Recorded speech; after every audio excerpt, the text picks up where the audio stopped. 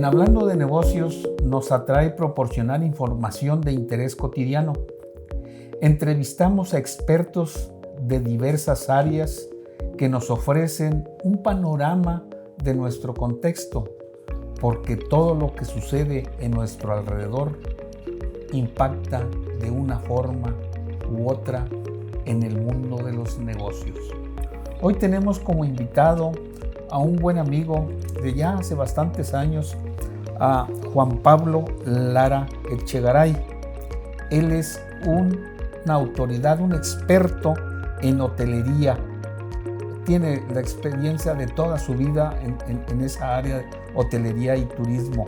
Bienvenido, Juan Pablo. Gracias. Saúl, gracias a ti por la invitación. Saluda a toda tu audiencia. Hombre, gracias, bienvenido. Oye, pues vamos a empezar con las preguntas. ¿Cómo comenzó tu pasión por la hotelería y el turismo, Juan Pablo? Fíjate que prácticamente puedo decir que nací en la hotelería porque nosotros llegamos a Monterrey en 1971 y ya en ese entonces la familia de mi papá operaba un hotel en Monterrey. Y sin haberlo conocido, cuando mi mamá era pequeña, su papá, mi abuelo materno y sus hermanos, 3 hermanos Echegaray, arriba de un edificio donde estaba una ferretería, en la calle de Uruguay, construyeron un hotel que se llama el Hotel Ontario y ahora es el Hampton Inn, centro histórico de la Ciudad de México. Entonces esa parte es un hotel que yo conocí ya de adulto, pero creo que de una u otra manera la hotelería fluye por mis venas. Sí, ¿verdad? Bien, pero también tienes iniciativa y estás en el área de restaurantes. ¿Qué te motivó a abrir la Fonda del Limoncito en el barrio antiguo aquí de la ciudad de Monterrey? Fíjate que el Limoncito inició de esta manera. En algunas caminatas por el barrio antiguo yo tenía inquietud por abrir un restaurante. En realidad estaba buscando un lugar que pudiera servir como un hostal y como un restaurante, teniendo ahí la esperanza de encontrar un local. Pero la realidad es que no nos alcanzaba para la renta, el riesgo que implicaba pagar una renta grande en caso de que algo saliera mal. A los 2 o 3 meses se nos hubiera terminado nuestra liquidez. Entonces, un día caminando por la calle había un letrero de se renta. Marcamos, llamamos, nos invitaron a conocer el local y es básicamente una casa muy antigua en una situación ahí un poquito de abandono y me pareció que ahí era el lugar ideal para hacer un restaurante de acuerdo con un concepto ahí de poder ser un lugar que fuera atractivo para los turistas, pero que también pudiera ser un lugar entrañable para los locales, ¿no? Y cierto. Así fue como iniciamos. Puedo comentar también ahí que para mí fue como mi regreso a la hotelería. Después de estar como 10 años fuera de la hotelería, cuando mi papá falleció, la familia que conformábamos como 11 personas, se fue viendo la manera de vender el hotel y finalmente lo vendimos. No. Y este fue mi regreso, al turismo. Al servicio del turismo. ¿Y cómo, con toda esa experiencia que tienes, cómo ha evolucionado la escena culinaria en Nuevo León en los últimos años, Juan Pablo? Mira, yo recuerdo de niño que probablemente podíamos haber contado los restaurantes así con los dedos de una mano, ¿no? Puedo pensar en el Sanborns, que era donde a veces nos llevaban mis papás los domingos. Y en San Nicolás había un restaurante que se llamaba El Niágara, al que nunca me llevaron de niño. El Luisiana. Los restaurantes de los hoteles. En el Ancira, por ejemplo, había un restaurante con mucha fama. Pero no eran muchos. Y yo creo que hoy en día debe de haber 10,000 restaurantes en Monterrey, ¿no? Y buenos restaurantes que pudieran tener calidad para llevar a un turista, a lo mejor hay 2,000 o 3,000, ¿verdad? Cierto. Sí ha evolucionado, ¿verdad? Sí, algo. Bastante. Algo. ¿Cómo impactó precisamente la pandemia en la industria hotelera, restaurantera y en general el turismo en Nuevo León?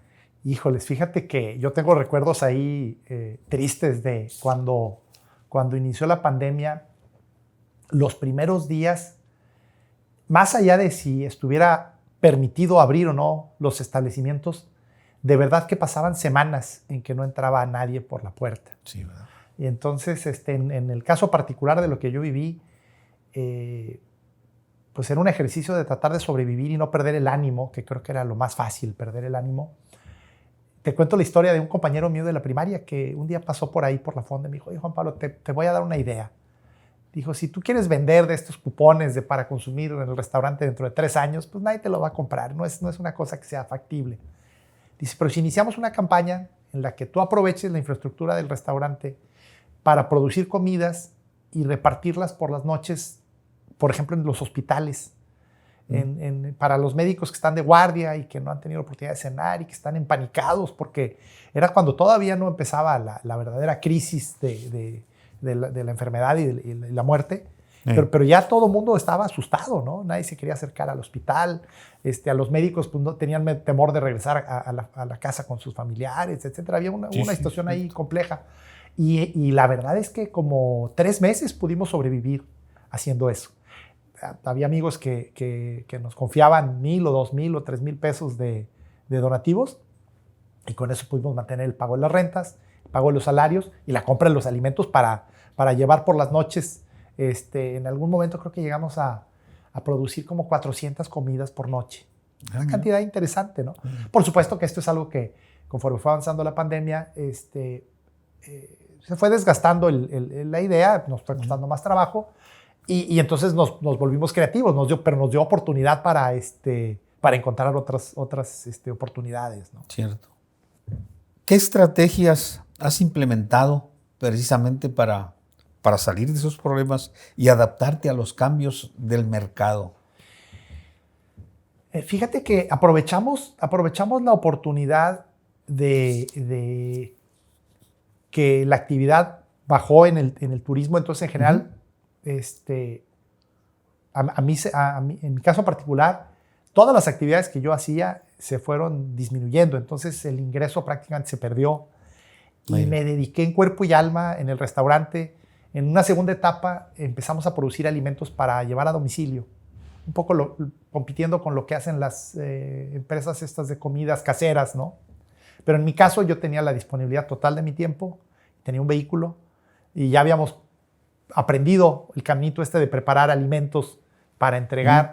Y tuve la fortuna de que ahí nuevamente un grupo de amigos me iban a promover, y lo promovíamos por redes sociales, por supuesto. Y entonces nos la pasábamos durante toda la mañana o la tarde. Había quien nos pedía un flan entero, arroz, frijoles, los guisos. Entonces la gente que estaba haciendo trabajo en su casa y haciendo escuela en la casa también, los niños, Cierto. De pronto ahí se apareció un nicho, ¿no? Y entonces, teniendo el tiempo libre, creímos que no era una buena estrategia pagarle una parte significativa de nuestro ingreso a las plataformas digitales. Entonces, pues, la verdad es que me dediqué un tiempo a llevar alimentos en el automóvil, y otra vez pudimos mantener la plantilla laboral y seguir vivos, ¿no? Y te diría como corolario de esto, que estos 2 esfuerzos también nos permitieron permanecer en la mente de nuestros clientes, porque de alguna manera no nos volvimos irrelevantes, sino que seguíamos haciendo el esfuerzo de compartir comunicación a través de las redes, a través de grupos de WhatsApp, etc. Entonces eso nos permitió sobrevivir. Creo que fue lo más importante que hicimos en ese periodo. Cierto. En cuanto a la hotelería, ¿qué tendencias actuales observas en la hotelería y el turismo en Nuevo León, Juan Pablo? Te respondo de una manera un poquito más amplia. La realidad es que si nos remontamos 30, 40 años, la opinión de cualquiera de nosotros sería que Monterrey es una ciudad de negocios, y creo que todavía hasta la fecha hay quien repite esa frase, ¿no? Monterrey es una ciudad de negocios y la gente viene a los hoteles por negocios. Y si bien los viajeros de negocios son una parte significativa de la ocupación en Monterrey, la realidad es que por mucho no es quizás ni la mitad de la ocupación. Es decir, hay muchos otros segmentos, muchos muy pequeñitos, pero que la suma de todos ellos conforman una demanda muy dinámica, una demanda que se ha vuelto mucho más fluida a lo largo del año. La gente viene a Monterrey a una boda, la gente viene a Monterrey a visitar a la novia, la gente viene a Monterrey a la graduación de sus hijos, a atenderse algún problema de salud. Cierto. La gente viene por mil razones a Monterrey el día de hoy, ¿no? Cierto, qué bueno. Precisamente, ¿cómo se promueve Monterrey como un destino turístico a nivel nacional, inclusive internacional? ¿Sí se promueve? Se promueve activamente por la Oficina de Convenciones y Visitantes de Monterrey, que tiene como meta en sus objetivos esto. Desde su nacimiento, la Oficina de Convenciones y Visitantes de Monterrey tenía como fuente de financiamiento los recursos recabados en el impuesto hotelero, que en el caso de Nuevo León el día de hoy son ingresos por el equivalente al 3% de la ocupación. Cierto. Y en este momento el gobierno del Estado, una parte de los recursos los utiliza para otros programas de fomento al turismo, pero el objetivo principal del impuesto es la promoción de grandes eventos, ¿no? Atraer grandes eventos, congresos nacionales e internacionales, justas deportivas, reuniones, por ejemplo, como de temas religiosos o de temas de servicio social. Bien. Y ese sería el objetivo de atraer grandes eventos. Claro, los grandes eventos vienen a veces de eventos pequeñitos, porque en un lugar como Monterrey de pronto haces un congreso regional de pediatría y de ahí nace el interés por hacer un congreso nacional de pediatría, un congreso panamericano, un congreso mundial. Entonces, es un trabajo de muchos años y hay que demostrarle a estos grupos pequeños que tenemos capacidad para organizar eventos mucho mayores, ¿no? ¿Viene a ser el impacto del turismo en la economía local de Nuevo León importante? ¿Sí? Fíjate que sí, yo considero que sin llegar a cifras concretas, la derrama es importante porque no solamente es el ingreso que generan los hoteles, no solamente es el tema de los restaurantes, es toda una economía que le da volumen al aeropuerto. El aeropuerto de Monterrey recibe hoy en día alrededor de 15 millones de pasajeros, atiende al año. Entonces nos podemos imaginar lo que esto representa en recursos. Y la otra parte es la parte del empleo. La hotelería, los restaurantes, los servicios de transportación generan una cantidad de empleo significativa, ¿no? Cierto. Claro que sí. ¿Qué consejo le darías a alguien que quiere emprender en la hotelería o en áreas de restaurantes, Juan Pablo? Fíjate que como es una industria que es muy bondadosa y además es atractiva, ¿no? Es glamorosa, si le quisieras llamar de alguna manera. La verdad es que hay muchas personas que de pronto en el camino dicen, yo quiero empezar un restaurante, ¿no? Sí. Y te diría que creo que son negocios complicados, son negocios complejos, son negocios que sí efectivamente requieren pasión y requieren entusiasmo, pero también requieren conceptos de administración y de optimización y de conocimiento del mercado. Yo el consejo que le daría a alguien es viaja, come, platica con un hotelero, platica con un restaurantero para que entiendas los retos y los aspectos críticos. Sí, y además a los hoteleros y a los restauranteros nos encanta platicar, así es que no vas a tener ningún problema para investigar el mercado desde el lado de la oferta, ¿no? Cierto. El lado de la demanda, pues bueno, ya habría que después hacer la tarea. Bien. Oye, volviendo a esta etapa que vives ahora de restaurantero, ¿cómo equilibras la autenticidad local con las expectativas globales en tu restaurante? Órale, esa es una pregunta súper interesante.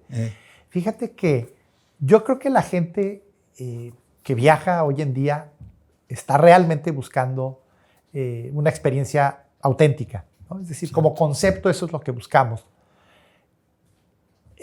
Creo que el reto verdadero es cómo hacer versiones de esa cocina local que puedan ser bien recibidas por quien nos visita. Por ejemplo, creo que es un tema en México el picante, ¿no? Hay que moderar el picante, hay que moderar el condimento y quizás también el tener una oferta de platillos, no solo porque esté en la carta o en el menú, sino por el conocimiento de quien te recibe y que te puede decir un poquito la descripción de lo que vas a pedir y que puedas elegir entre platillos que tienen proteína animal, que tienen proteína de origen vegetal, etc. Una combinación de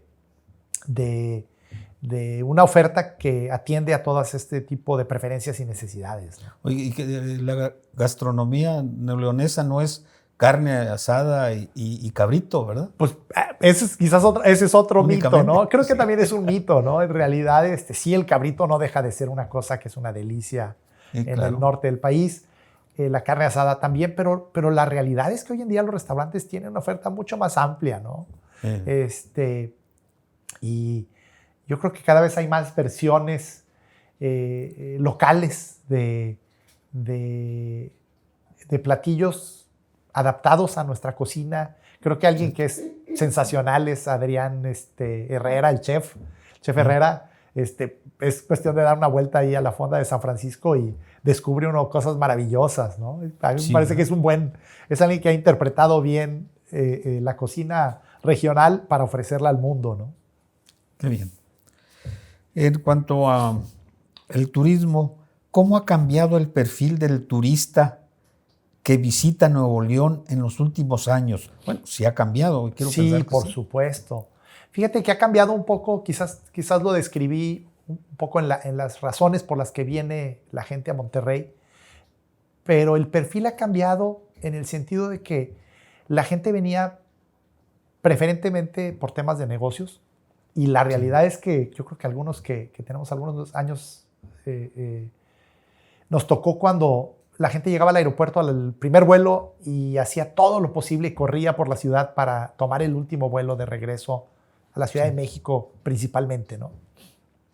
Creo que hoy en día la gente que nos visita en aras de buscar experiencias nuevas, pero también tomando en cuenta que Monterrey sí tiene una oferta interesante. No es raro encontrar a alguien que vino por negocios y que se quedó a cenar con el cliente o con la empresa a la que viene o el asunto al que viene. Y de verdad la gente se toma el tiempo de visitar algunos de los museos. Tenemos museos extraordinarios. Tenemos atractivos como el Parque Fundidora. Creo que el Parque Fundidora es hoy por hoy el principal atractivo turístico de Monterrey por todo lo que engloba. Porque ahí está la sede de un montón de espacios artísticos y culturales, la Cineteca, la Fototeca, el Centro de las Artes, y la gente llega a la Fundidora para andar en bicicleta, para caminar, para ver el Cerro La Silla. Entonces, ese es el cambio principal, que la gente hoy está dispuesta a quedarse un par de días más en Monterrey y eso es sensacional, ¿no? Y eventos deportivos como ahora el domingo pasado el maratón. Sí, bueno, esa es otra cosa que es una maravilla, ¿no? Que la gente viene a Monterrey aprovechando la conectividad que quizás se generó inicialmente por los viajes de negocios. Los viajes de negocios dejan algunos asientos libres en periodos de baja demanda. Entonces eso la gente lo aprovecha hoy en día. No lo creerías, pero yo creo que hay jóvenes y a lo mejor adultos que hacen una búsqueda de vuelos desde su ciudad de origen sin saber su destino final. Es decir, alguien busca cuánto cuesta un vuelo voy a decir un ejemplo, desde Houston a Monterrey o a Chicago o a San Francisco, y la gente decide, vamos a conocer Monterrey, lo tiene en su lista, y cuando hay una oportunidad de un fin de semana donde los vuelos tienen un precio atractivo, la gente investiga por internet y ya llega a Monterrey con una agenda de las cosas que quiere conocer. Y es una realidad, ¿eh? Y vaya que hay mucha variedad. Sí. De todos. De todo. De todo. ¿Cómo ves el futuro del turismo, de negocios, de recreación, de salud para Monterrey? Si quieres empezamos por el de salud, que es un tema que es apasionante. Sí, desde hace muchos años, el tema de que Monterrey se podría convertir en un atractivo para salud, sobre todo internacional, es algo que se ha venido acariciando, ¿no? Pero creo que cada día más, con el crecimiento que ha tenido la oferta hospitalaria y por la calidad enorme de los médicos que se preparan en Monterrey principalmente, muchos de ellos van y se preparan después en el extranjero. Entonces, la calidad de los servicios médicos en Monterrey, yo supongo que es igual que en la mayoría de los países importantes del mundo. Hoy por hoy hay mucha gente que viene de los Estados Unidos, no solamente por el costo. Por ejemplo, las familias de origen hispano se sienten muy a gusto de poder conversar con sus médicos en español, por ponerte un ejemplo. Y la otra cuestión que ha también ayudado a promover el visitante por temas de turismo, dada la enorme oferta que hay de servicios, también es cierto que hay personas que, pudiendo atenderse en el extranjero, hay un rezago importantísimo en la emisión de visas de los Estados Unidos, ¿no? Entonces eso de repente se vuelve un área de oportunidad para Monterrey. Por ejemplo, personas que hubieran querido ir este año a pasar Navidad a San Antonio o a Houston o a Chicago o a Nueva York, y si basta con que un miembro de la familia no tenga vigente su visa, y de pronto Monterrey se vuelve un lugar atractivo. De pronto en Monterrey hay eventos. Recientemente se presentó durante 20 funciones una obra de estas de teatro de Broadway, el Rey León, por ponerte un ejemplo, ¿no? Sí.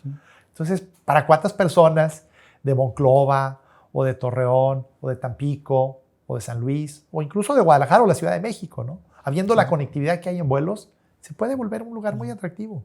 Cierto, y lo es, ¿no? Como precisamente Nuevo León, ¿cómo se prepara para atender ese incremento de tráfico aéreo? Que puede ser una limitante, ¿no? Sí, pues el tráfico aéreo fue una limitante, por ejemplo, muy importante durante la pandemia, que se redujeron los vuelos, pero hoy en día poco a poco sigue incrementándose. La realidad es que los viajeros internacionales siguen creciendo a tasas de 2 dígitos mes a mes contra el mismo mes del año anterior, niveles de 30% arriba en un año. Y los pasajeros nacionales creo que han de crecer a tasas todavía de 2 dígitos, a lo mejor 10 o 12 o 13% con respecto al año anterior. Entonces, los pasajeros siguen creciendo y el número de eventos y de atractivos que hay en Monterrey también sigue incrementándose, ¿no? Todos los días podemos ver ahí temas de conciertos, estos conciertos que se programan para una fecha y después se agrega otra fecha y otra fecha más. Hay gente que probablemente viene a Monterrey y si el concierto se presenta 2 veces, habrá quien compra el boleto y va al espectáculo las 2 veces, ¿no? A los juegos de fútbol. Hay muchas razones por las cuales venir y quedarse en Monterrey, ¿no? Cierto. Y ¿podría citar algunos atractivos turísticos que ofrecemos aquí en Nuevo León a los visitantes? Como comenté hace rato, los museos creo que es una oferta bien importante. La parte de los parques, y particularmente el Parque Fundidora, porque está en el corazón de la ciudad y tiene un montón de atractivos internamente, ¿no? Es un destino múltiple. La gente sigue queriendo ir a visitar las grutas de García y la Cola de Caballo, no dejan de ser importantes. Y también los pueblos mágicos que hay alrededor de Monterrey. Es cuestión de ir un fin de semana a Santiago para ver la cantidad de gente que va. Y hay gente que va los domingos a Bustamante o a visitar algunos de los poblados pequeños que hay alrededor de Monterrey. Cierto. Son atractivos importantes. Pero creo que los atractivos por excelencia hoy en día son los espectáculos, los eventos deportivos, la posibilidad en Monterrey de realizar reuniones sociales, bodas, etc. Creo que eso es un atractivo per se, ¿no? La oferta que tenemos gastronómica y la oferta que tenemos de recintos para la celebración de grandes eventos. Cierto. Qué bien. ¿Cómo ha influido precisamente la cultura empresarial de Nuevo León en el desarrollo del turismo?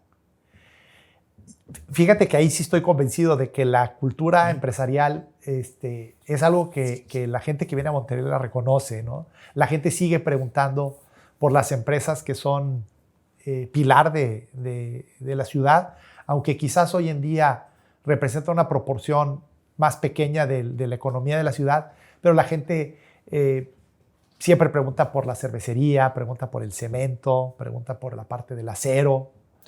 Y esa cultura empresarial yo creo que el visitante sí la reconoce en la calidez y en la calidad de los servicios que ofrecemos. Ya. La hotelería, diríamos que se ha adaptado a las nuevas demandas de los viajeros. Yo creo que sí, sin duda. Yo creo que los hoteles han ido modificando su oferta en cuanto a las cosas que se ofrecen en los hoteles, como espacios de trabajo, por ejemplo. Hoy en día es común que la gente llegue a su habitación y después se pase toda la mañana en el área común del hotel, en una mesa atendiendo una conferencia, etcétera. Es decir, ese tipo de cambios en los patrones culturales. Hoy en día todos los hoteles tienen un gimnasio donde la gente baja en la tarde a hacer algo de ejercicio. Yo creo que son cosas que hace 30 años los hoteles no ofrecían, y vamos ofreciendo cosas que el visitante requiere, ¿no? Cierto. ¿Qué impactos tiene el turismo en la preservación de la cultura y las tradiciones de aquí de Nuevo León? Fíjate que yo creo que el turismo sirve para reforzar algunas de estas tradiciones que de otra manera quizás se van perdiendo por la cantidad de distractores que tenemos en la vida cotidiana. Cierto. Entonces, el hecho de que alguien venga a Monterrey y visite algunos de estos lugares que los locales hemos dejado de visitar, pues les da la oportunidad de sobrevivir, ¿no? Y de llegar a ese periodo donde la gente vuelva a tener interés por conocer sus tradiciones, por conocer su arquitectura, por conocer su música, etc. Yo creo que el turismo siempre nos va a ayudar a mantener las tradiciones. ¿Por qué? Porque genera derrama económica que hace que los productores artísticos puedan, pues, mantenerse activos, ¿no? Cierto. Bien. Oye, ¿cómo colabora el sector hotelero con otros sectores para fortalecer el turismo en Nuevo León? Híjoles, yo creo que como pocas industrias, yo creo que en Nuevo León los hoteleros, los prestadores de servicios de transporte, las líneas aéreas, los operadores aeroportuarios, la verdad es que tienen comunicación constante y hay una enorme cordialidad. Entonces, es común que si vas tú, por ejemplo, a la cena anual de la Asociación de Hoteles, estén ahí presentes las escuelas de hotelería y turismo, que estén presentes ahí las líneas aéreas, los representantes de las agencias de viajes. Es una industria donde hay mucha cordialidad y eso permite en esa familiaridad, cuando existe algún problema en particular que sea de interés común, encontrar una solución, porque hay mucha interacción a nivel de amistad entre los diferentes actores. Ya. Qué bien. Estamos ya por terminar la entrevista, Juan Pablo. ¿Qué nos quedó por ahí pendiente de tratar? ¿Algo que quisieras agregar con tu vasta experiencia en el sector hotelero y turístico? Ok. Pues quizás te haría dos cosas que de alguna manera tengo de recuerdo de mi papá, que de alguna manera estuvo en la hotelería una parte importante de su vida profesional. Uno es que la hotelería y la industria turística en general le da oportunidades de trabajo a sectores que de otra manera quizás están marginados en la vida laboral.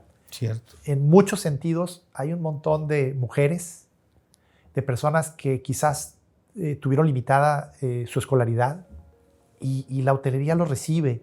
Y los capacita. Y les da un ambiente de trabajo digno. Y hay todavía mucha movilidad social en los colaboradores de los negocios turísticos. Yo creo que esa es una bondad y es algo que no siempre lo vemos, ¿no? Para muchas familias la hotelería es una oportunidad de tener una fuente de trabajo, cuando en otros segmentos los requerimientos laborales ya no los pueden cumplir, ¿no? Cierto.